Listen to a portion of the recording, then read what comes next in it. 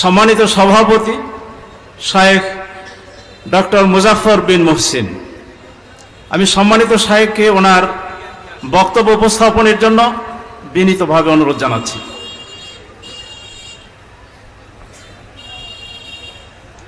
আবার এটা লাগাইছে, এটা আবার লাগাইছে, আমি নিষেধ করছি।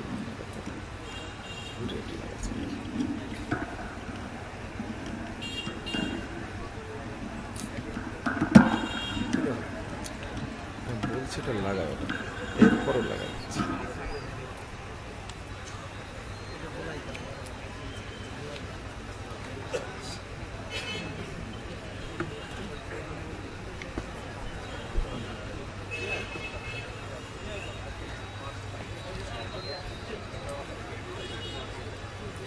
আসসালামু আলাইকুম ওয়া রাহমাতুল্লাহি ওয়া বারাকাতুহু।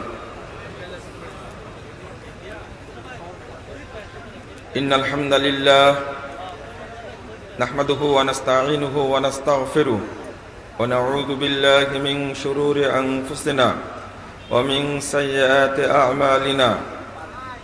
মান ইয়াহদিহিল্লাহু ফালা মুদিল্লা লাহু ওয়া মান ইউদ্লিল ফালা হাদিয়া লাহু।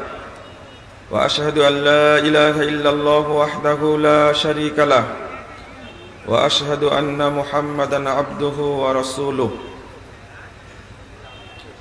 أما بعد فأعوذ بالله من الشيطان الرجيم. فإن آمنوا بمثل ما آمنتم به فقد اهتدوا وإن تولوا فإنما هم في شقاق. وقال تعالى ومن يشاقق الرسول من بعد ما تبين له الهدى ويتبع غير سبيل المؤمنين نوله ما تولى ونصله جهنم وساءت مصيرا.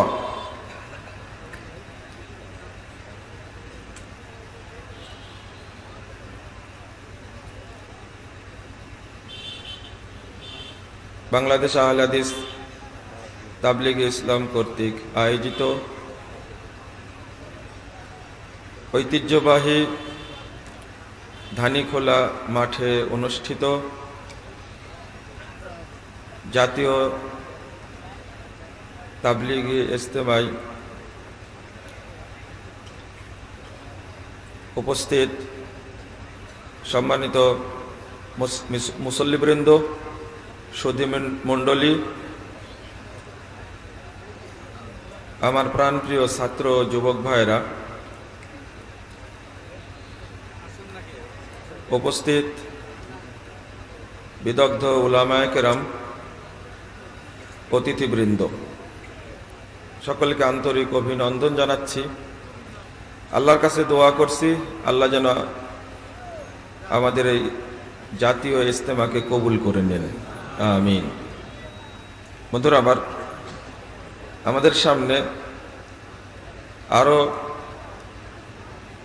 তিনজন আলোচক রয়েছেন। সবাই পণ্ডিত মানুষ। মঞ্চে উপস্থিত আছেন প্রফেসর ডক্টর লোকমান সাহেব, এসেছেন আমার বন্ধুবর ডক্টর ইমাম উদ্দিন। এরপরে আরও উপস্থিত আছেন প্রফেসর ডক্টর আবু বকর জাকারিয়া হাফিজাহুল্লাহ। পরপর তারা আলোচনা করবেন ইনশাআল্লাহ। আমি সংক্ষেপে মানহাজুস সালাফ বা সালাফি মানহাজ সম্পর্কে কয়েকটি কথা বলে আমি আমার সংক্ষিপ্ত আলোচনা শেষ করব ইনশাআল্লাহ।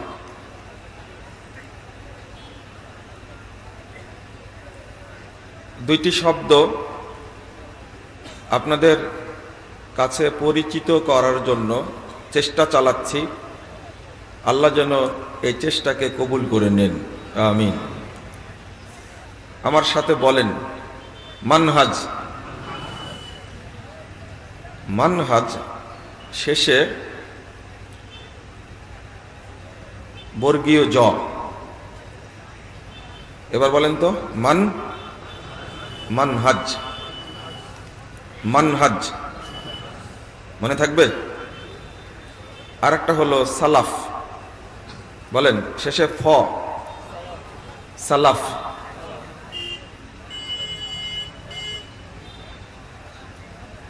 মানহাজ মানে আলোকিত পথ। কি? আলোকিত পথ। মানহাজ শব্দের অর্থ হলো রীতি, আদর্শ, পথ ও পদ্ধতি মানহাজ বলে। মানহাজ শব্দটি হাদিসে বর্ণিত হয়েছে সহিহ মুসলিমের 2484 নম্বর হাদিস। তবে খুব সুন্দর ঘটনা বর্ণিত হয়েছে হাদিসটিতে। এই ঘটনা আজকে বলার সময় নেই। আর মিনহাজ শব্দটি ব্যবহার হয়েছে কোরআনের মধ্যেই। আল্লাহ রাব্বুল আলামিন বলছেন সূরা আল মায়েদা 48 নম্বর আয়াত, লিকুল্লি উম্মাতিন জাআলনা শিরআতান ওয়া মিনহাজা। মিনহাজ এবং মানহাজ দুইটি ব্যবহৃত কোরআন হাদিসে। এর অর্থ কি বললাম? কি বললাম? ভুলে গেছেন? আলোকিত পথ বা হেদায়েতের পথ। মনে থাকবে? হাদিসে এটাই এসেছে। আর শাব্দিক অর্থ বললাম কি? রীতি, নীতি বা আদর্শ। সালাফ শব্দটি কোরআনে এসেছে সূরা নিসা, ইল্লা মা ক্বাদ সালাফ। এটা সূরা নিসা 22 এবং 23 নম্বর আয়াতের মধ্যে এসেছে। আর সহিহ বুখারীতে একটা হাদিস বর্ণিত হয়েছে 6286 নম্বর হাদিস। রাসূল সাল্লাল্লাহু আলাইহি ওয়াসাল্লাম মৃত্যুর সময় ফাতেমা রাদিয়াল্লাহু আনহা, তার মেয়ে, তাকে বলছেন ফাইন্নী নি'মাস সালাফু আনা লাক। আমি তোমার অগ্রগামী হব, এটা কতই না তোমার জন্য ভালো। অর্থাৎ আমি চলে যাচ্ছি, আমি অগ্রগামী হচ্ছি। সালাফ মানে অগ্রগামী, পূর্ববর্তী। মনে থাকবে? বলেন সালাফ মানে কি? পূর্ববর্তী বা অগ্রগামী। রাসূল সাল্লাল্লাহু আলাইহি সাল্লাম এখানে সালাফ শব্দটি ব্যবহার করছেন যে ফাতেমা রাদিয়াল্লাহু আনহার আগেই তিনি চলে যাচ্ছেন। তাহলে বোঝা যাচ্ছে রাসূল সাল্লাল্লাহু আলাইহি ওয়াসাল্লাম আগে চলে গেলেন, তার সাথে প্রথম মিলিত হবেন, সাক্ষাৎ করবেন তিনি তার মেয়ে ফাতেমা রাদিয়াল্লাহু আনহা, তাই না? আবার বলেন মানহাজ। হচ্ছে না? আবার বলেন মানহাজ। মাযহাব না কিন্তু। কি মনে থাকবে? আর একটাই বললাম সালাফ। কি? সালাফ। সালাফ বলতে কাদেরকে বোঝানো হয়? রাসূল সাল্লাল্লাহু আলাইহি ওয়াসাল্লাম বলছেন খায়রুন নাসি করনি সুম্মা আল্লাযীনা ইয়ালুনাহুম সুম্মা আল্লাযীনা ইয়ালুনাহুম, রাওয়াহুল বুখারী। মানুষের মধ্যে উত্তম মানুষ আমার যুগের, তার পরের যুগের, তার পরের যুগের। অর্থাৎ রাসূল সাল্লাল্লাহু আলাইহি সাল্লামের যুগের সৎ বান্দাদেরকে সালাফ বলা হয়। তার পরের যুগ সাহাবীদের যুগ, তার পরের যুগ তাবেঈদের যুগ। কথা বোঝা গেছে? তাহলে এই 3 যুগের মানুষকে সালাফ বলা হয়। এই জন্য আমরা একটা শব্দ ব্যবহার করি, সালাফে সলেহীন। মনে থাকবে? সালাফে সলেহীন, এটাও বলতে হবে আপনাদেরকে, সালাফে সলেহীন। তাহলে সালাফ বললাম পূর্ববর্তী। পূর্ববর্তী বলতে কয় শ্রেণীর মানুষ? কয় শ্রেণীর? 3 শ্রেণীর। আমার সাথে বলেন, 1 নম্বর কোন যুগ? খায়রুন নাসি করনি, তাহলে রাসূল সাল্লাল্লাহু আলাইহি ওয়াসাল্লামের যুগের, তারপরে সাহাবীদের যুগের, তারপরে তাবেঈদের যুগের। এই 3 যুগের সৎ বান্দাদেরকে বলা হয় কি? সালাফ। মনে থাকবে? তাহলে মানহাজুস সালাফ শব্দের অর্থ হলো সালাফদের পথ, পদ্ধতি, আদর্শ। মনে থাকবে? এবার আমরা মেনে চলবো কার আদর্শ? তাই না? আমরা মেনে চলবো সালাফদের আদর্শ।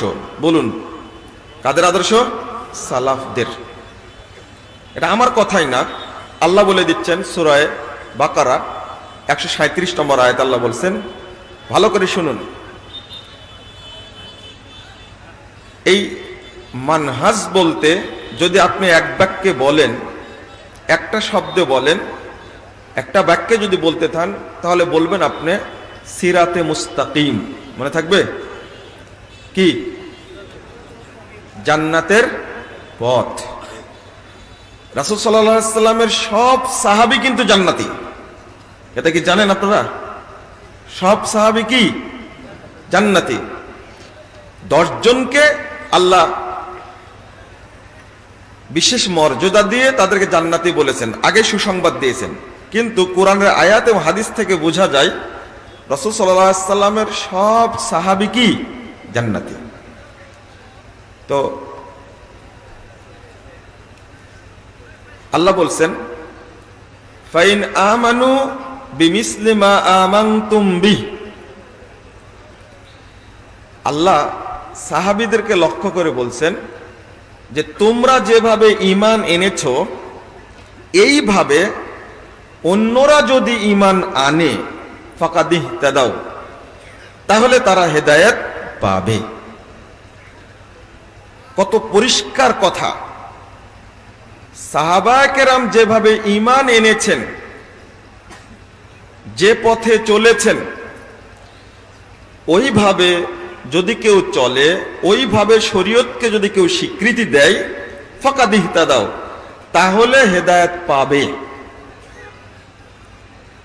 ওয়া ইন তাওয়াল্লাও, যদি সাহাবায়ে কেরামের সালাফদের আদর্শ থেকে কেউ যদি মুখ ফিরিয়ে নেয়, ফাইন্নামা হুম ফি শিকাক, তাহলে তারা ওই ভ্রষ্টতার মধ্যেই থাকবে, তারা গুমরাহির মধ্যেই থাকবে, তারা জাহান্নামীদের অন্তর্ভুক্তই থাকবে।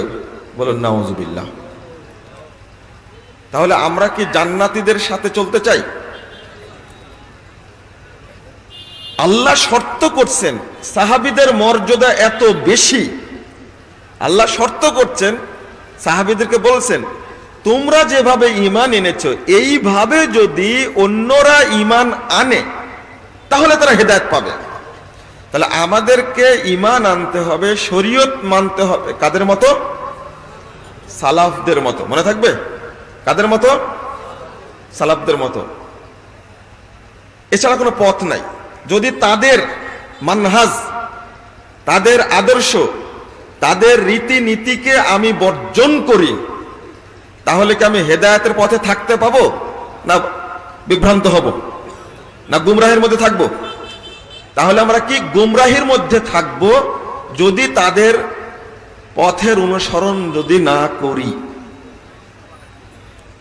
আল্লাহ বলছেন সূরা নিসা 115 নম্বর আয়াতে, ওমাই ইউশাকিকির রাসূল মিন বাদি মা তাবায়্যানা লাহুল হুদা ওয়া ইয়াত্তাবি গায়রা সাবিলিল মুমিনিন নুআল্লিহি মা তাওয়াল্লা ওয়া নুসলিহি জাহান্নাম ওয়া সাআত মাসীরা। আমরা যতই আলোচনা করি না কেন, এই সালাফদের মানহাজ সম্পর্কে আলোচনা হলো 1 নম্বর আলোচনা। কথা বোঝা গেছে? 1 নম্বর আলোচনা। কারণ আপনি সিরাতে মুস্তাকিমই পাননি, আপনি জান্নাতে যাবেন, জান্নাতের রুট বা পথটাই পাননি, তাহলে আমল করে কি কোনো লাভ হবে? না, কোনো লাভ হবে না। আল্লাহ বলছেন, যে ব্যক্তির কাছে হেদায়েত প্রকাশিত হওয়ার পরেও রাসূল সাল্লাল্লাহু আলাইহি ওয়াসাল্লামের বিরোধিতা করবে, ওয়ায়াত্তাবি গায়রা সাবিলিল মুমিনিন, এবং সাহাবায়ে কেরামের রাস্তা ছাড়া অন্য রাস্তায় চলবে। দেখেন, সাবিলিল মুমিন মানে সাহাবীদের পথ, সাহাবীদের নীতি, সাহাবীদের আদর্শ, সালাফদের আদর্শকে যে প্রত্যাখ্যান করবে, তার পথে চলবে না, নুআল্লিহি মা তাওয়াল্লা, ও যেদিকে চলতে চায় আমি তাকে সেই দিকে ফিরিয়ে দিব। তারপরে আল্লাহ কি করবেন? আল্লাহ বলছেন, ওয়া নুসলিহি জাহান্নাম, আমি তাকে জাহান্নামে আছাড় দিব, জাহান্নামে নিক্ষেপ করব। নাউযুবিল্লাহ। কথা কি পরিষ্কার হয়েছে? স্পষ্ট। যদি আমরা সাহাবায়ে কেরামের সালাফদের মানহাজ মেনে না নেই, তাহলে আমাদের আল্লাহ রাব্বুল আলামিন তিনি নিজে জাহান্নামে নিক্ষেপ করবেন। নাউযুবিল্লাহ বলেন। জাহান্নামে কে কে যেতে চান? হাত তুলেন। জাহান্নামে কে কে যেতে চান? কেউ যাবে না, তাই না? আমরা জান্নাতে যেতে চাই তো? আলহামদুলিল্লাহ। আল্লাহ তুমি আমাদের হাতগুলো কবুল করে নাও, আমিন ইয়া রাব্বাল আলামিন। তাহলে আমরা আলহামদুলিল্লাহ সবাই জান্নাতে যেতে চাই। আল্লাহ তুমি আমাদেরকে সালাফদের পথে পরিচালিত করুন, আমিন। আল্লাহ আমাদেরকে সিরাতে মুস্তাকিমের পথে পরিচালিত করুন। আল্লাহ আপনি আমাদেরকে জান্নাতের পথে পরিচালিত করুন, এবং একই সঙ্গে জান্নাতুল ফেরদাউসে থাকার আপনি তৌফিক দান করুন। আল্লাহ তুমি কবুল করো। বন্ধুরা আমার, তো যদি সালাফদের আদর্শ মেনে না নেই, তাহলে আল্লাহ নিজেই জাহান্নামে নিক্ষেপ করবেন। এর চেয়ে বড় দুঃখজনক বিষয় আর কি হতে পারে? তাহলে আমরা 2টা শব্দ শিখলাম, একটা মানহাজ, তাই না? আর একটা কি? সালাফ। তাহলে মানহাজুস সালাফ। আমরা কি সালাফ? আমরা কি সালাফ? বলেন, উত্তর দেন। না। কারণ সালাফ কারা? রাসূল সাল্লাল্লাহু আলাইহি ওয়াসাল্লামের যুগের মানুষ, সাহাবীদের যুগের এবং তাবেঈদের যুগের, এই 3 যুগের সৎ বান্দারা হলেন কি? সালাফ। আমরা কি তাহলে? আমরা কি?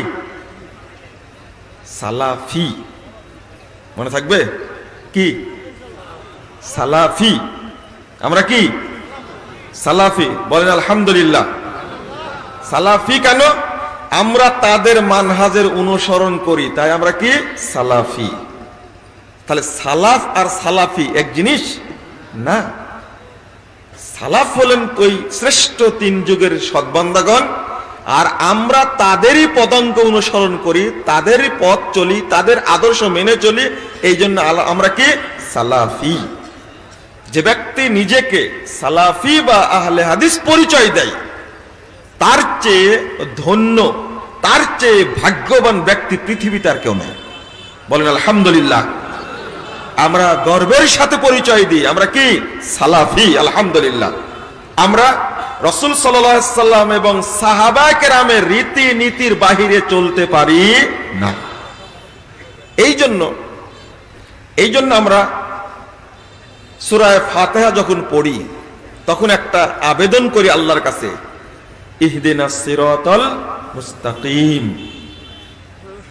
আল্লাহ আমাদেরকে সোজা সরল পথ দেখান, এই সরল পথে পরিচালিত করুন। কাদের পথ? সিরাতাল্লাযীনা আনআমতা আলাইহিম, তাদের পথ যাদের উপরে আপনি ইনআম করেছেন, রহমত করেছেন, দয়া করেছেন, তাদের পথে পরিচালিত করুন। কাদের উপরে আল্লাহ দয়া করেছেন? সূরা নিসা খুলুন, 69 এবং 70 নম্বর আয়াতে আল্লাহ বলছেন, ওয়ামান ইউতিল্লাহু ওয়ার রাসূল ফাউলাইকা মাআল্লাযীনা আন'আমাল্লাহু আলাইহিম মিনান নাবিয়্যিন ওয়াস-সিদ্দিকিন ওয়াশ-শুহাদা ওয়াস-সালিহিন হাসুনা উলাইকা রাফিকা। আল্লাহ বলছেন সিরাতে মুস্তাকিম কাদের উপরে আল্লাহ ইনআম করেছেন, আল্লাহ উত্তর নিজেই বলে দিচ্ছেন। যে ব্যক্তি আল্লাহ এবং আল্লাহ রাসূলের আনুগত্য করবে, ইতাআত করবে, ফাউলাইকা মাআল্লাযীনা আন'আমাল্লাহু আলাইহিম, আল্লাহ যাদের উপরে ইনআম করেছেন, আল্লাহর এবং আল্লাহ রাসূলের আনুগত্যকারীরা তাদের সাথে থাকবেন। বলুন আলহামদুলিল্লাহ। তারা কারা? আন'আমাল্লাহু আলাইহিম, আল্লাহ কাদের উপরে ইনআম করেছেন, রহমত করেছেন, দয়া করেছেন, রহমত বর্ষণ করেছেন, তারা কারা? মিনান নাবিয়্যিন ওয়াস-সিদ্দিকিন ওয়াশ-শুহাদা ওয়াস-সালিহিন। তারা হলেন নবীগণ, তারা হলেন সিদ্দিকগণ, তারা শহীদগণ, তারা হলেন সালেহ বান্দা যারা, তারা। তাহলে আমরা সালাতে তাদের পথ চাই। ইহদিনাস সিরাতাল মুস্তাকিম সিরাতাল্লাযীনা আন'আমতা আলাইহিম। আহা, বাংলাদেশের মানুষ, উপমহাদেশের মানুষ সালাতে সূরা ফাতিহা পড়া বাদ দিয়েছে, আল্লাহর কাছে চাওয়াও বাদ দিয়েছে। ওরা হেদায়েত পাবে কি করে? হেদায়েত পাবে কি করে? আমরা যে সবসময় চাই ইহদিনাস সিরাতাল মুস্তাকিম সিরাতাল্লাযীনা আন'আমতা আলাইহিম, আল্লাহ এরপরে বলছেন হাসুনা উলাইকা রাফিকা, তাদের সান্নিধ্য পাওয়া কতই না ভালো। তারা, যারা তাদের সান্নিধ্য পাবে তারা কতই না ভাগ্যবান। বলুন আলহামদুলিল্লাহ। এরপর আল্লাহ বলছেন যালিকাল ফাদলু মিন ইনদিল্লাহ, এই অনুগ্রহ সরাসরি আল্লাহর পক্ষ থেকে। আল্লাহর অনুগ্রহ না হলে আপনি জান্নাতের পথে চলতে পারবেন না, আপনি সিরাতে মুস্তাকিমে চলতে পারবেন না, আপনি সাহাবীদের পথে চলতে পারবেন না। এই জন্য আল্লাহর কাছে চাইতে হবে ইহদিনাস সিরাতাল মুস্তাকিম সিরাতাল্লাযীনা আন'আমতা আলাইহিম। এই জায়গাতে এসে ইমাম ইবনে তাইমিয়া রাহিমাহুল্লাহ তিনি বলেছেন, আমারা বিসওয়ালিহি আল হিদায়াহ ফায়াজিবু ইত্তিবাউ সাবিলিহিম ইলা সিরাতিহিম। ইবনে তাইমিয়া রাহিমাহুল্লাহ বলেছেন, আল্লাহ রাব্বুল আলামিন এই আয়াত পাঠের মাধ্যমে সাহাবীদের পথ চাওয়ার নির্দেশ দান করেছেন। আমাদের চাইতে হবে আল্লাহর কাছে। আল্লাহ বলেছেন সূরা লুকমান 15 নম্বর আয়াত, ওয়াত্তাবি সাবিলা মান আনাবা ইলাই, অর্থাৎ আপনি তার পথের অনুসরণ করুন যে আমার দিকে অগ্রগামী। তার পথের অনুসরণ করতে হবে যারা আল্লাহর পথ দিকে অগ্রগামী, ধাবিত। তা আল্লাহর দিকে অগ্রগামী কারা বলেন তো দেখি?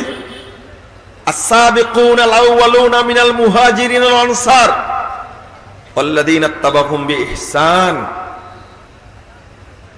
সূরা তাওবা 100 নম্বর আয়াতে আল্লাহ বলেন, যারা সাবেক হয়ে গেছেন সাহাবীদের মধ্যে আনসার এবং মুহাজির, এবং তাদেরকে যারা অনুকরণ করেছেন, তারা হলেন শ্রেষ্ঠ মানুষ। আর তাদের পথ আমাদেরকে অনুসরণ করতে হবে, আল্লাহ রাব্বুল আলামিন বলে দিচ্ছেন।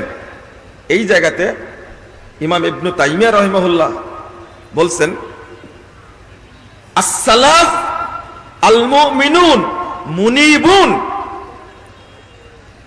সালাফ ওই সমস্ত মুমিন যারা আল্লাহর দিকে ধাবিত, ফায়াজিবু ইত্তিবাউ সাবিলিহিম, অর্থাৎ তাদের রাস্তার অনুসরণ করা আমাদের উপরে ওয়াজিব, আমাদের উপরে ফরজ। আজকে বাংলাদেশে সালাফি মানহাজের উপরে কোনো আলোচনা নেই, আকীদার উপরে আলোচনা নেই। অনেকের আকীদা ঠিক আছে কিন্তু আমল ঠিক নেই। কি এর মানহাজ ঠিক আছে? কারো আমল ঠিক আছে কিন্তু আকীদা ঠিক নাই, এ কি সালাফি মানহাজের? না।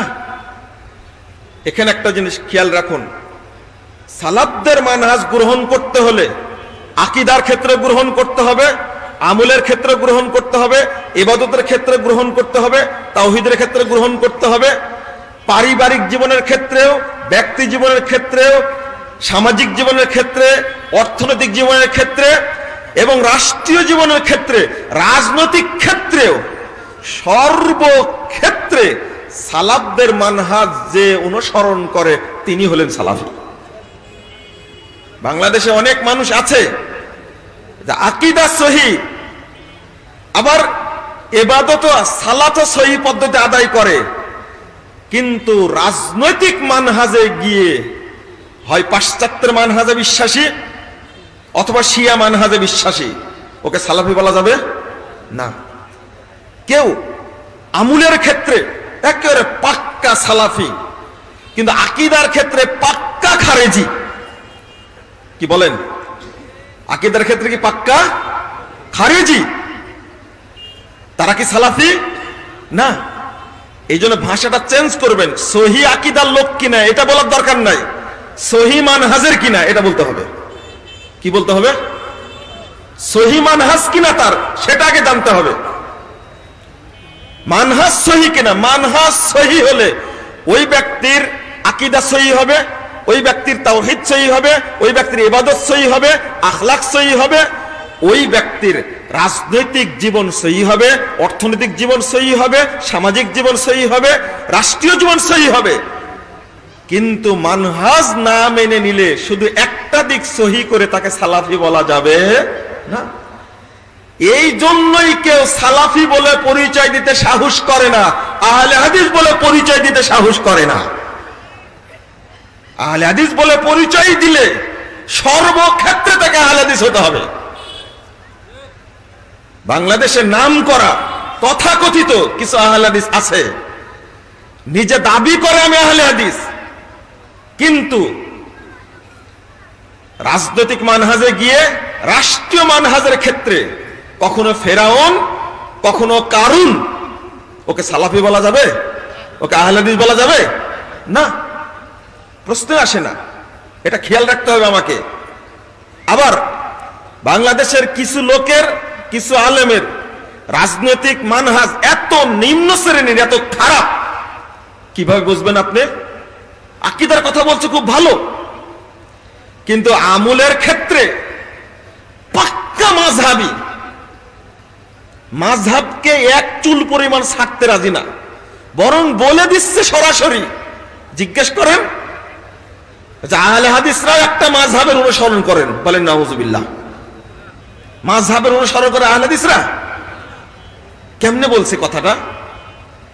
বরং যারা মাযহাবের অনুসরণ করে তাদের চেয়ে আহলে হাদিসরা বেশি নিকৃষ্ট, খারাপ। বলেন এই লোকের আকীদা সহি হয়ে কোনো লাভ আছে? কোনো লাভ আছে? কিসের আলেম সে? সে আলেম না তো, সে জালেম। বাংলাদেশের আনাচে কানাচে আহলে হাদিস না থাকলে তোমাদের পিঠের চামড়া থাকতো না। মুখোশধারী হয়ে তুমি আলোচনা করো, বরিশালে গিয়ে তোমার আলোচনা চেঞ্জ হয়ে যায়, ময়মনসিংহে আসলে আলোচনা আর একটা হয়ে যায়, রাজশাহী গেলে আর এক আলোচনা করো, আর চিটাগংয়ে গেলে আর এক আলোচনা করো। এরকম দ্বিমুখী লোক কখনো সালাফি হতে পারে না, এরা কখনো আহলে হাদিস আলেম হতে পারে না, এরা হতে পারে স্বার্থপর মুতাসাল্লিফ হতে পারে। আজকে আস্তে করে কানে কানে বলে দেয় আহলে হাদিস বলা যাবে না। এরা কি সালাফি? এরা ভান ধরা মুতাসাল্লিফ। মুতাসাল্লিফ শব্দ উচ্চারণ করেন তো দেখি। মুতাসাল্লিফ আমাদেরকে বলে ওই সমস্ত লোক যে লা মাযহাবি, আর এই সমস্ত মুতাসাল্লিফকে আমি বলি লা মানহাজি। ওর কোনো মানহাজি নাই, এটা বুবাদের মানহাজ। এটা পরিষ্কার করুন আপনি। বাংলাদেশে বহু উলামায়ে কেরাম আলহামদুলিল্লাহ আগে মাজার পূজা, কবর পূজা, খানকা পূজা, মাযহাব পূজা, তরিকা পূজার মধ্যে ডুবে ছিল। আল্লাহ তাদেরকে হেদায়েতের পথ দিয়েছেন। পুরো দেশে, উপমহাদেশে তারা দ্বীনের খেদমত করেছেন বীর দর্পে, সালাফি পরিচয় দিয়ে, আহলে হাদিস পরিচয় দিয়ে, মুহাম্মাদি পরিচয় দিয়ে তারা খেদমত করেছেন। তারা তো কখনো তাদেরকে কেউ সন্দেহ করেনি। তো আপনার যদি দ্বিধা লাগে আমি সালাফি বলতে পারবো না, আহলে হাদিস বলতে পারবো না, তাহলে আপনার এই ঢং ধরার দরকার নাই। কি দরকার ঢং ধরার? বন্ধুরা আমার, এটা আপনাকে খেয়াল রাখতে হবে। এই যে এই চরমপন্থী জঙ্গিবাদ, জঙ্গি চরমপন্থী সন্ত্রাসী যারা হাদিসের ভাষায় যারা মুসলিমদেরকে হত্যা করে, মূর্তি পূজারীকে ছেড়ে দেয়, যারা আলী রাদিয়াল্লাহু আনহুকে হত্যা করেছে, উসমান রাদিয়াল্লাহু আনহুকে হত্যা করেছে, যারা খারেজি ওই মানহাজের লোকজন এইরকম ভাবে বুকে হাত বাঁধে, আর প্রশাসনের লোক মনে করে এরাও আহলে হাদিস। আরে বুকে হাত বাঁধলে কি আহলে হাদিস হয়? বাংলাদেশের সব মহিলা বুকে হাত বাঁধে, ওরাও কি জঙ্গি নাকি? মাযহাবী মহিলারা হাত বাঁধে কোথায়? বুকের উপর বাঁধে না? তোরাও কি জঙ্গি নাকি? প্রশাসনের যে সমস্ত গোয়েন্দা ভাই আছে, প্রশাসনের যারা দায়িত্বশীল আছে, এই সামান্যতম জ্ঞান যদি না থাকে, আপনারা প্রশাসন চালাবেন কি করে? আপনার দেশকে বিভ্রান্তির মধ্যে ফেলে দিবেন। জেএমবিদের শাস্তি আমরাও চাই। বাংলাদেশে কোনো দুর্নীতিবাজও থাকতে পারবে না, সন্ত্রাসী থাকতে পারবে না, জঙ্গিও থাকতে পারবে না বাংলাদেশে। আহলে হাদিসরা এইরকমই একটা রাষ্ট্র চায়। আহলে হাদিসদের কথা পরিষ্কার স্পষ্ট। আহলে হাদিসদের মধ্যে এই দেশের প্রতি যত দরদ রয়েছে, বাংলাদেশের কারো মধ্যে হলে এই দেশের প্রতি দরদ নেই। কারণ আহলে হাদিস উলামায়ে কেরামের মাধ্যমে ব্রিটিশ বিরোধী আন্দোলন সফল হয়েছে। তাদের রক্তের বিনিময়ে আমরা বাংলাদেশ পেয়েছি। আমাদের মহব্বত দেশে রয়েছে। আপনাদের এটা বুঝতে হবে। আমাদের বইপত্র লেখা আছে, এই লিখিত বইপত্র দেখতে হবে তারা কে কোন মানহাজের। এখানে আরো পরিষ্কার করে দেই, সেটা হলো এক শ্রেণীর আলেম আকীদায় সালাফি, আমলেও সালাফি, কিন্তু রাজনৈতিক মানহাজ হলো শিয়াদের মানহাজ। এ কি সালাফি হতেই পারে না? প্রশ্ন আসে না? এই শিয়া রাফেজিরা হলো কাফের।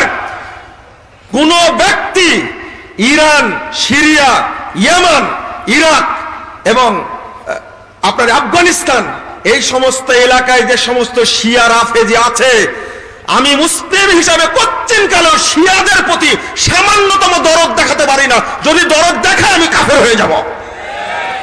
যারা মা আয়েশা রাদিয়াল্লাহু আনহাকে জেনাকারিনী মহিলা বলে, তাদেরকে মুসলিম বলা যায়? ইরানের শাসক পর্যন্ত 14 গোষ্ঠী দ্বারা মা আয়েশা রাদিয়াল্লাহু আনহাকে গালি দেয়, আবু বকরকে গালি দেয়, ওমর রাদিয়াল্লাহু আনহুকে গালি দেয়, উসমানকে গালি দেয়। এই সমস্ত শয়তানগুলোকে মুসলিম বলা যাবে? তুমি কোন মুখে বলো আমি মুসলিম, অথচ শিয়াদেরকে তুমি পছন্দ করো, শিয়াদেরকে ভক্তি করো? মনে রাখুন, আহলে হাদিসরা যদি পৃথিবীতে না থাকে, ইমাম আবু দাউদের কথা এমনি না।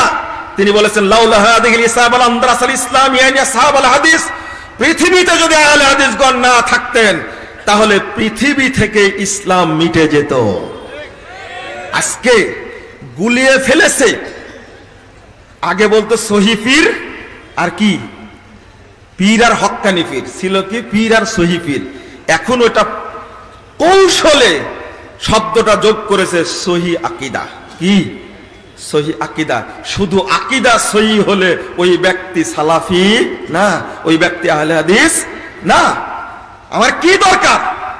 ওই সমস্ত আলেমদের মুখে শুনেছেন আহলে হাদিস মসজিদ ভেঙ্গে দিচ্ছে, পুড়িয়ে দিচ্ছে। এই সমস্ত মুতাসাল্লিফ কোনদিন মুখ দিয়ে বলে না কেন আহলে হাদিস মসজিদ ভেঙ্গে দেওয়া হলো, অথচ তারা অন্য সামান্য বিষয়ে গলা ফাটিয়ে বক্তব্য দেয়। কিন্তু আহলে হাদিস মসজিদ ভেঙ্গে দিলে বুবা শয়তানের মধ্যে চুপচাপ বসে থাকে। আপনাদের দুঃখ না লাগলে আমাদের দুঃখ লাগে। যারা আলবানীকে গালি দেয়, যারা ইবনে তাইমিয়াকে গালি দেয়, যারা ইমাম বুখারীকে গালি দেয়, তাদেরকে আমরা কখনো সহ্য করতে পারি না। যারা ইমাম বুখারীকে বিরুদ্ধে কুচ্ছা রটনা করে, গালি দেয়, আলবানীকে যারা গালি দেয়, ইবনে তাইমিয়াকে যারা গালি দেয়, সৌদি আরবের আলেমদেরকে যারা গালি দেয়, এরা কি সালাফি হতে পারে? এরা সালাফি না, হলো সালাকি। এরা সালাকি আর ভিতরে হলো জিলাপি। অতএব এই সমস্ত মানহাজ গোপনকারী লোককে কখন ঠাঁই দিবেন না। আর এক শ্রেণীর মানুষ দেওবন্দীরা স্বীকার করে নিয়েছে, আমরা আকীদার ক্ষেত্রে আশআরী মাতুরিদী, আমুলের ক্ষেত্রে হানাফি, আর মানহাজে হলে দেওবন্দী। ওদের সাথে ইসলামের কোনো সম্পর্ক কি করে সম্পর্ক থাকলো? যেখানে সালাফদের মানহাজ না মানলে সে হেদায়েতই পাবে না, আর বলে দিচ্ছে আমরা সালাফদের মানহাজ মানি না। বলেন নাউজুবিল্লাহ। মানহাজ মানে কাদের? কেউ আছে আখলাকের ক্ষেত্রে, আখলাকের ক্ষেত্রে একবারে কট্টর সালাফি। আখলাকের ক্ষেত্রে মানে রিকশাওয়ালাকে দেখলে আগেই সালাম দেয়, রিকশাওয়ালা আগে সালাম দিতে পারে না, আর ব্যবহার এত চমৎকার, কিন্তু একবার গুঁড়া মাজার পূজারি। এ কি সালাফি? চিন্তা করেন তাহলে। বন্ধুরা আমার, অনেক কথা এর মধ্যে ছিল, আমি আর বিস্তারিত বলবো না। আল্লাহ যেন আমাদেরকে সালাফদের পথে পরিচালিত হওয়ার তৌফিক দান করেন, আমিন ইয়া রাব্বুল আলামিন। তাহলে কয়টা শব্দ শিখালাম আজকে? বলেন কি? আপনি বলবেন মানহাজ ভালো আছে কিনা, আকীদা সহিহ কিনা বলবেন না, কি বলবেন? মানহাজ সহিহ।